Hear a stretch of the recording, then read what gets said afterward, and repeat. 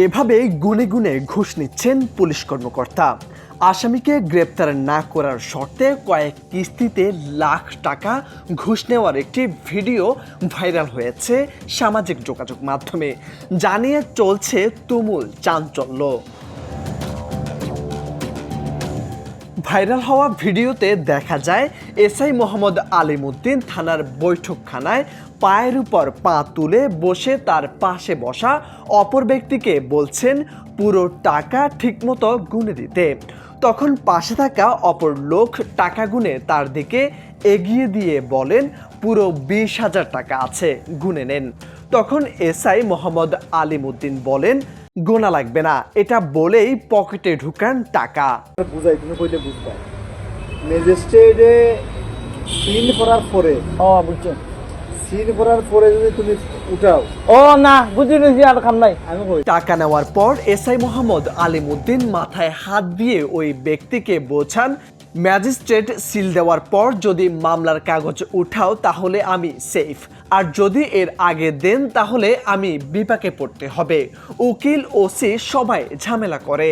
দিয়া যে খুদাখুদি করে তখন আমার এখানে করে ম্যাজিস্ট্রেট নিয়ে দেখাইব, দেখেন স্যার আমরা তার সিট পাইছি এখনো।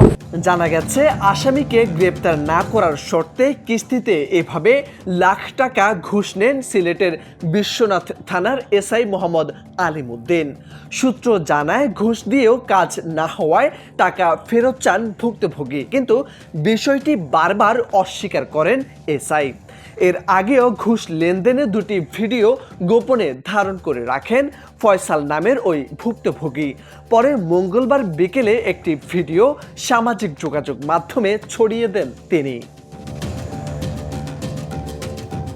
বিশ্বনাথ থানার ওসি এনামুল হক চৌধুরী জানান এ ঘটনার পর অভিযুক্ত এসআইকে প্রত্যাহার করা হয়েছে। বিষয়টি নিয়ে জেলা পুলিশের ঊর্ধ্বতন কর্মকর্তারা তদন্ত করছেন। ওটা তো ক্লোজ করে নিচ্ছে আপনার একটা সামাজিক মাধ্যমে তো ভাইরাল হতে পুলিশ লাইনের সংযুক্ত আছে। এটা আমি সিনিয়র স্যাররা ইনকোয়ারি করতেছেন, মানে ক্লোজ করে নিচ্ছে এটা স্যাররাই এখন ব্যবস্থা নেবেন। না এই বিষয়টা আমি জানি না ভাই। চোখ উপড়ানো মানে চোখের পাশে ইনজুরি হয়েছে আর কি, ওইটা আপনার চোর সন্দেহ আর কি। কালকে মারধর করছিল, তারপরে আমরা ধরে নিয়ে আসছি 5 জনকে আমরা অ্যারেস্ট করছি বিষয়ে। ওইটাও আমরা মামলা ওই মামলায় অ্যারেস্ট নিয়েছি। পুলিশের এমন অনৈতিক কর্মকাণ্ডের ফলে বিতর্কিত হচ্ছে পুরো প্রশাসন, ফলে পুলিশের প্রতি আস্থা হারাচ্ছে সাধারণ মানুষ। তাই ঊর্ধ্বতন কর্মকর্তাদের এসব বিষয়ে ব্যবস্থা নেওয়ার দাবি সচেতন মহলের।